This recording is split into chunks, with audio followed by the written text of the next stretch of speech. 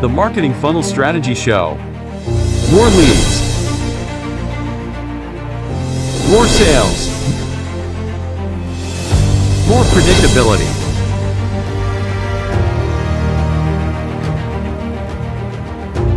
Introducing Jared Hyman, sales and marketing expert. Introducing Serena Carly, marketing and outsourcing expert.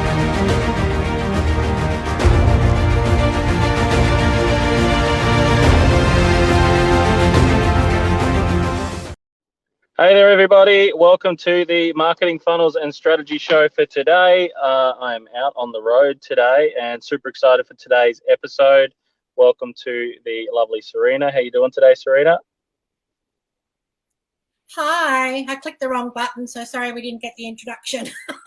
It's all good. Guys, you know the drill. All we ask is that with this show, we're coming at you 2 times per week. So all we ask is that if we add some value to you in some way, shape or form, you get some information that helps you change the way that you think or your business or anything like that. All I ask is that you just share the show. There's no payment. It's completely free. It's 2 times every single week. So all we ask is you just share the show. Today's episode, we want to talk to you guys about your marketing, your business. We want to talk about, how are you generating your leads currently for your business? And, number one is, are the people that you're targeting right now, are they an ideal fit for your product or service? Because a large percentage of all the businesses that you are, or all the people that you're targeting at the moment, are they the type of people that's going to pay what you're fully worth in your business? I find a lot of people, what they're doing these days is they are basically charging like less than what they probably should be. So you got to start thinking about, how can I attract to my business a higher paying client, someone that will pay more for my product and for my service? Because a large percentage of what we do, right, or a large percentage of what a lot of businesses attract is people that are paying fractions of that. I know a lot within, say, the beauty industry, for example. There's various different websites like Groupon, etc., that take bookings and sell products and services and things like that for business owners. But if you look at, the people that are buying these products, they're generally about 50% discounted, and then Groupon's taking a 50% cut from that as well.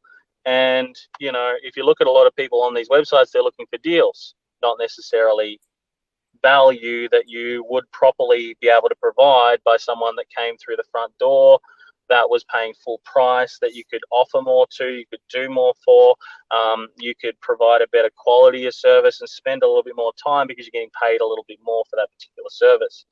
So, are you attracting that right type of client that's going to pay more for your services?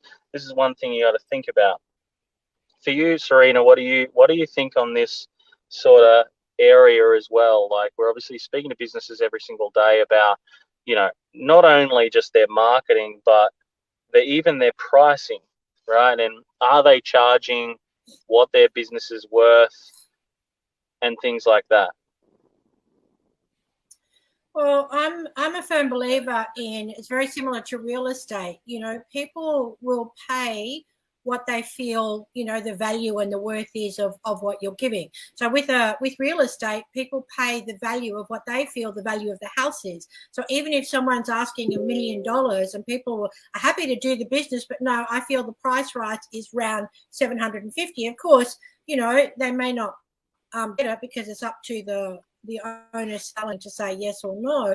But if you have 10 people come in and say, no, that's a bit high, I'm only prepared to pay 750, you have to start listening to stuff like that. So when you're pricing your business, I've noticed with some people, they look at other people who are selling something similar or providing the same sort of thing, and they think, oh, they're selling this for 1,000, so therefore mine has to be valued at 1,000.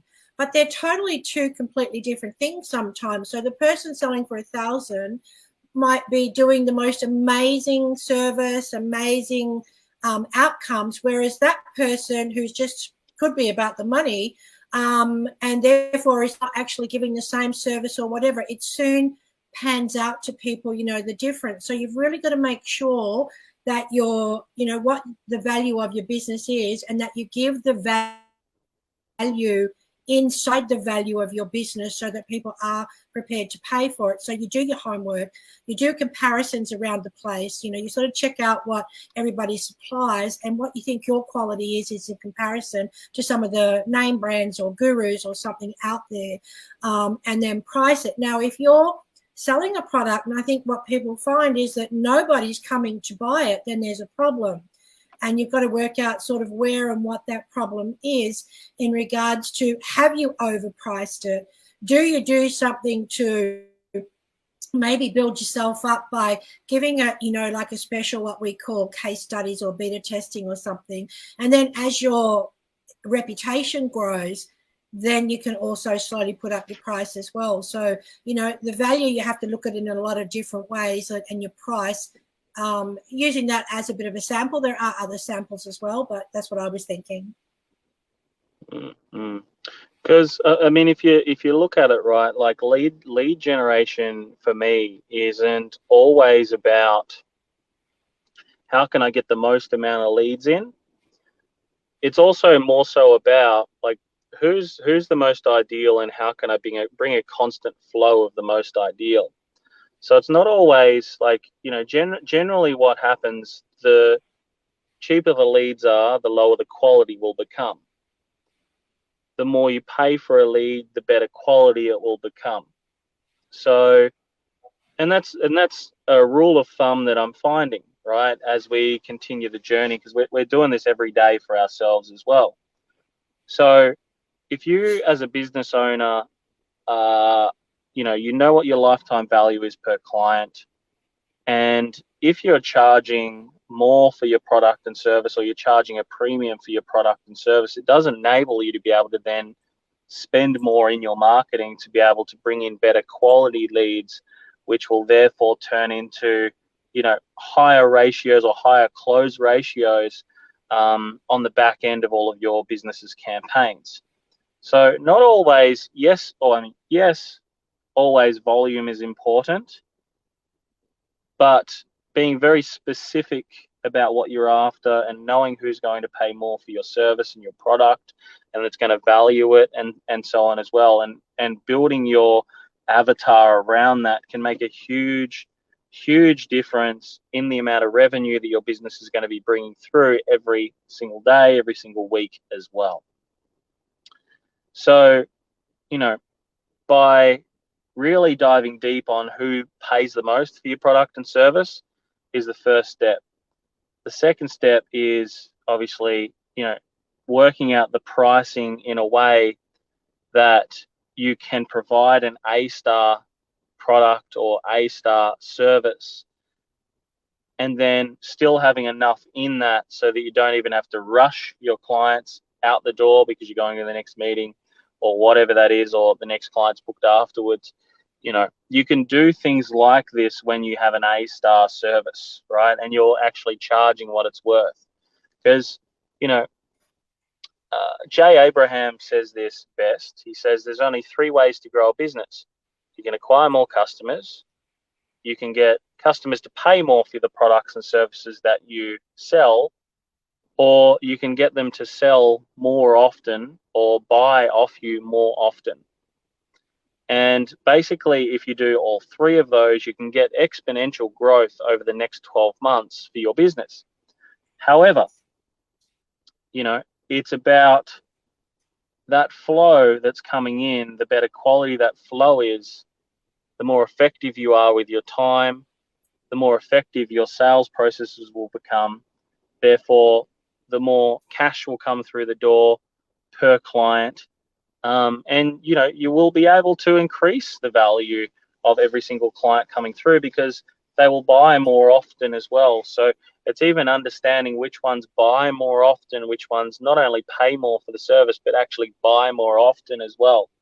You know, someone like myself, I don't, if we talk about hair, for example, someone like myself doesn't get their hair colored every single month, So am I going to be the ideal client for a salon?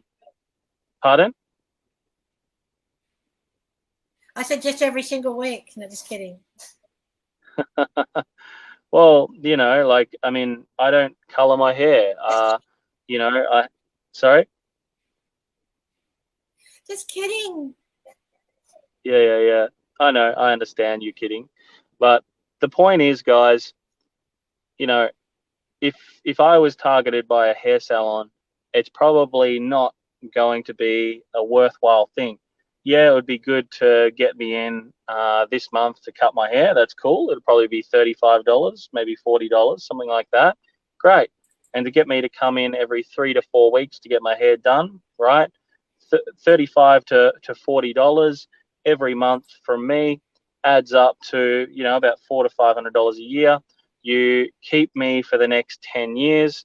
That's now $4,000 to $5,000 that I've paid to you over the next 10 years.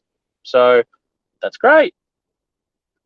But if you were to target a female demographic who might be brunette, who might want to go blonde, who might want to maintain the blonde over the next 12 months, get a color, toner, all these other different things in it. Now that value of that one client per month has now gone up quite considerably. They might do it bi-monthly, for example, and spend about $199 or $299, and they'll come in every bi-monthly to be able to get redone again as a minimum. Now all of a sudden we're looking at, instead of someone who spent $30 a month, we're now looking at someone who spent $100 to $150 on a monthly basis, because they're coming back bi-monthly, or if we said bi-monthly, $200 to $300 bi-monthly that person comes back. So now we're looking at, instead of $60 to $80, we're looking at $200 to $300+ every bi-monthly coming into a business from one client, as opposed to 60 to 80. So you guys can kind of see the difference now, how quickly a business will be able to grow by just looking at a different demographic, looking at a different type of client to target specifically for that business. Now, let's say, for example, if you're, I'm just using hair salons because it's the easiest to go by. If you were targeting guys, and then you were targeting guys that were clean shaven, right? They might come in every single month and get a cut throat shave. They might get a, all the rest of the stuff that you do as well. They might get the haircut. There might be a particular type of guy as well that you are wanting to bring in that will get a color done. So like a dark guy who might want to have blonde tips through the hair as well. Now all of a sudden we've gone cutthroat shave, $50. Haircut, $35 to $40 on top. So now already we're at $85 odd a month, sort of thing, to $90 a month. Plus on top of that, now we could also say, they get their tips done every bi-monthly. That might be $100 or whatever.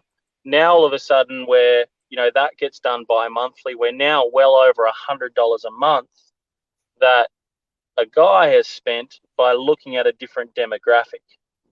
So I use hair because, everyone's got hair, and, every single one of you run different types of businesses. Well, pretty much all of you probably will have hair anyway. There'll be a select few that might not, but you'll understand the concept.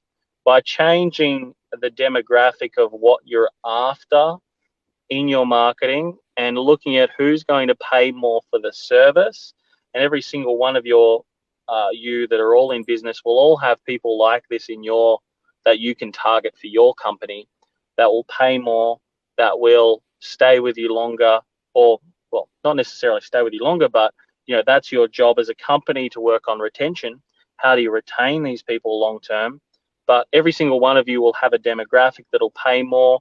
You'll have a demographic that will, with a solid offer put in front of them, will take some action on that particular offer to speed up the front end acquisition and bring in more cash flow for your business on the front end, which is what it's all about.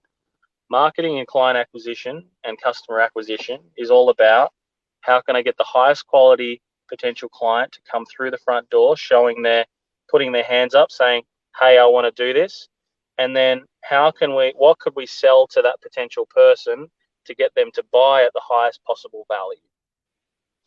Anything further you want to add to this, Serena, before we wrap it up? My phone's about to go flat. Yeah, no, I sort of went into like in, you were speaking so beautifully. I went into like a zombie zone. Just listening to your voice, I'm not saying it's not a bad thing. I'm just, it's just so I was thinking how smooth you talk. It's just really, calm and very, you should be in the car more often.